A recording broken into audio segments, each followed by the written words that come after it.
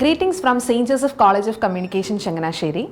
My name is Srimol, Assistant Professor, Department of Commerce. In this session, I would like to explain about internal reconstruction of a company. Let's get started.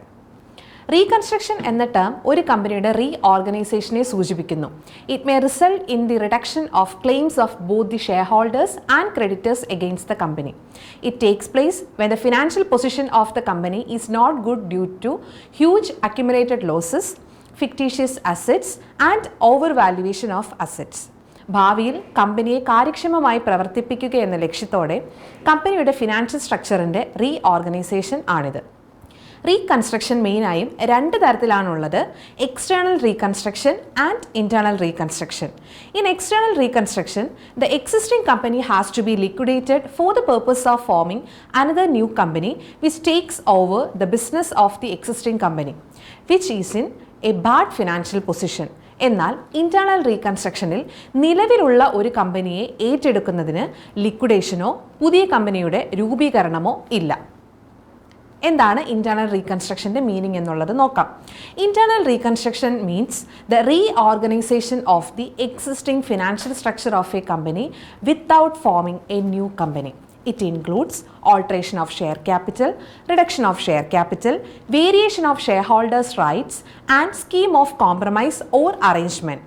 വളരെ ലളിതമായി പറഞ്ഞാൽ, ഒരു പുതിയ company രൂപീകരിക്കാതെ തന്നെ ഒരു കമ്പനിയുടെ നിലവിലുള്ള ഫിനാൻഷ്യൽ സ്ട്രക്ചർ റീഓർഗനൈസ് ചെയ്യുന്നതിനെ ഇന്റേണൽ റീകൺസ്ട്രക്ഷൻ എന്ന് പറയുന്നു.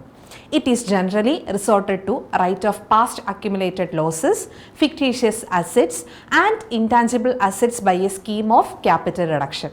ഇനി ഇന്റേണൽ റീകൺസ്ട്രക്ഷൻ്റെ ഒബ്ജക്റ്റീവ്സ് എന്തൊക്കെയാണെന്നുള്ളത് നോക്കാം. First one, to write off past accumulated losses, fictitious assets and intangible assets.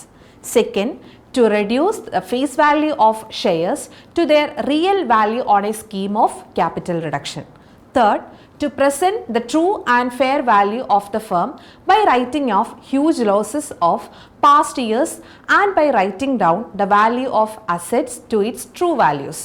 Fourth, to create confidence among shareholders and investors by assuring them a fair return on their investment.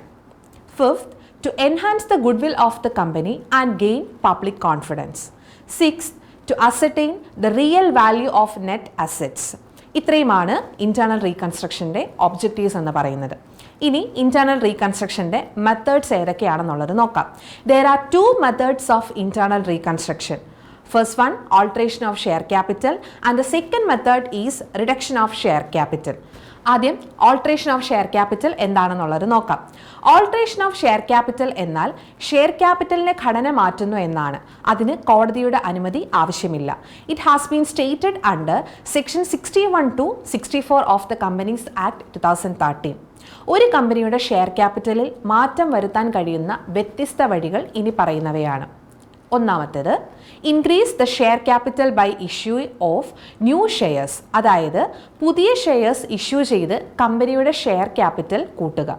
രണ്ട്, consolidate the shares of smaller denomination into shares of larger denomination.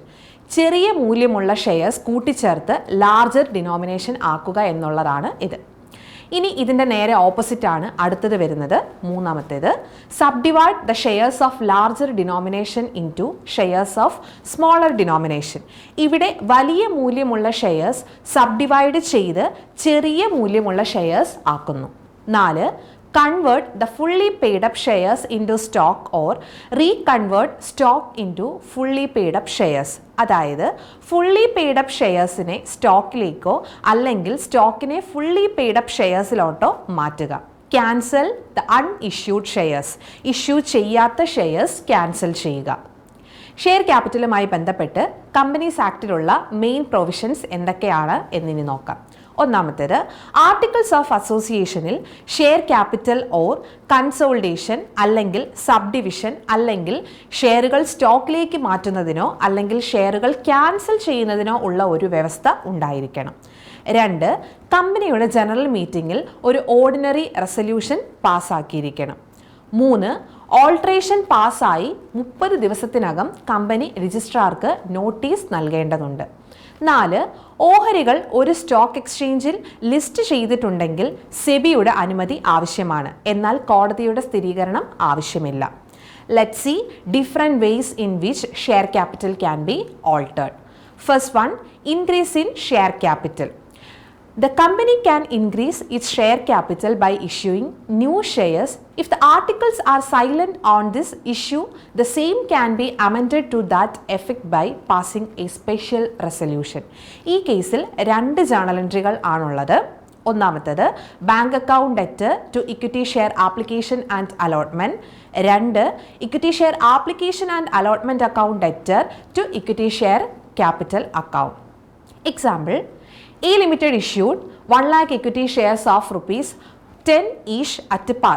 All the shares were applied for and allotted. All the monies were duly received. ഇതിൻ്റെ journal entry വരുന്നത് bank account ഡെറ്റ് 10 lakh to share application and allotment account 10 lakh. Application money receive ചെയ്തതിൻ്റെ journal entry ആണിത്. 2. Share application and allotment account 10 lakh to share capital account 10 lakh. Allotment നടത്തിയതിൻ്റെ journal entry ആണിത്. ഇനി രണ്ടാമത്തേത് consolidation of shares. Consolidation refers to conversion of shares of smaller denomination into shares of larger denominations. കൺസോളിഡേഷനിൽ number of shares കുറയുന്നു, എന്നാൽ share ക്യാപിറ്റലിൽ വ്യത്യാസം ഒന്നും ഉണ്ടാകുന്നില്ല. The journal entry for consolidation is equity share capital account ഡെറ്റ് to equity share capital. ഇവിടെ ഡെബിറ്റിൽ നമ്മൾ ഓൾഡ് ഡിനോമിനേഷനെ ബ്രാക്കറ്റിൽ കാണിക്കുക, ക്രെഡിറ്റിൽ ന്യൂ ഡിനോമിനേഷനെ ബ്രാക്കറ്റിൽ കാണിക്കുക. ഇവിടെ ഷെയർസിൻ്റെ ഫേസ് വാല്യൂ സ്റ്റേറ്റ് ചെയ്ത് ഡിഫറൻസ് കാണിക്കുന്നു. Example, A Limited having 1 lakh equity shares of rupees 10 each decides to convert the shares into equity shares of rupees 100 each. The journal entry is equity share capital account debtor 10 lakh to equity share capital 10 lakh. ഇവിടെ ഡെബിറ്റിൽ അതിൻ്റെ denomination, അതായത് പഴയ denomination 10 കാണിക്കുന്നു.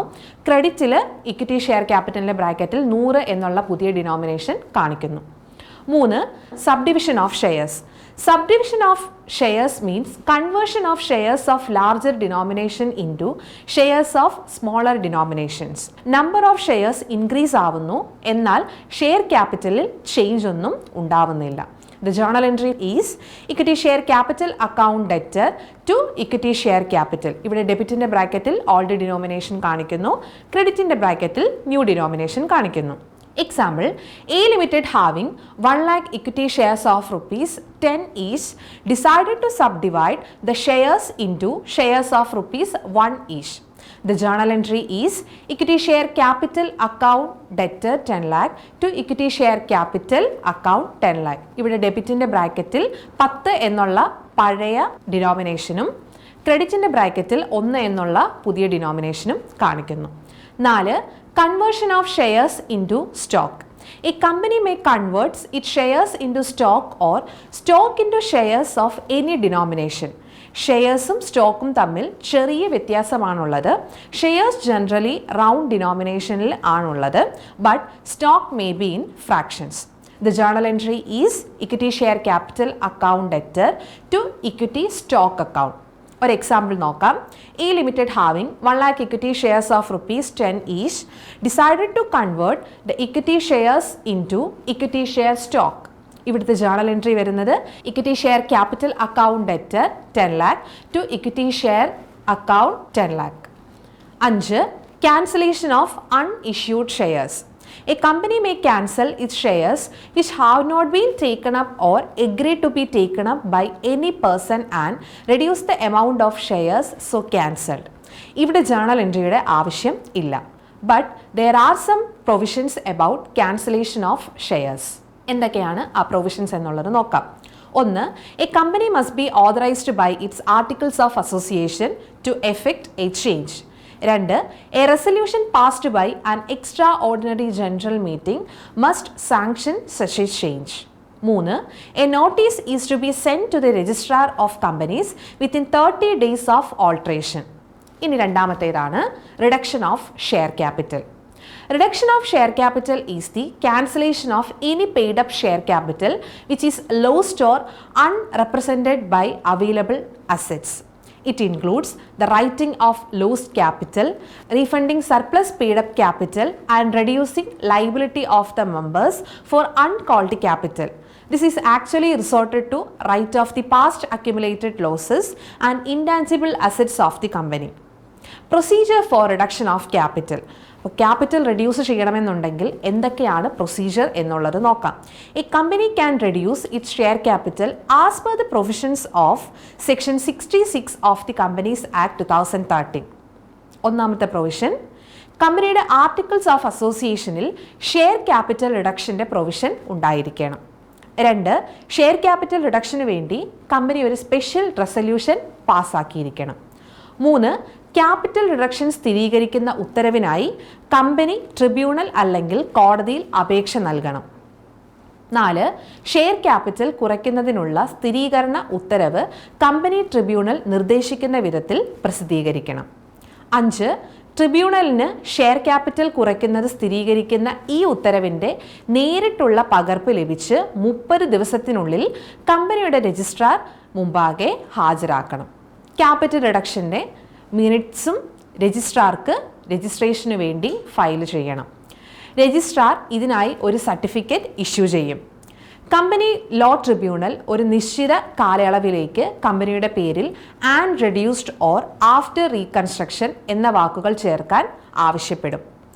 6, companies act 2013 section 66 പ്രകാരം ഒരു company ഇനി പറയുന്ന 3 രീതികളിൽ ഏതെങ്കിലും ഒരു രീതിയിൽ ഷെയർ ക്യാപിറ്റൽ റെഡ്യൂസ് ചെയ്യാം.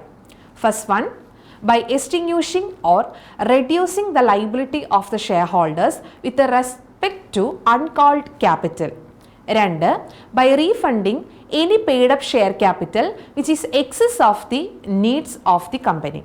3, by reducing the paid up share capital. This is all about internal reconstruction. Thank you.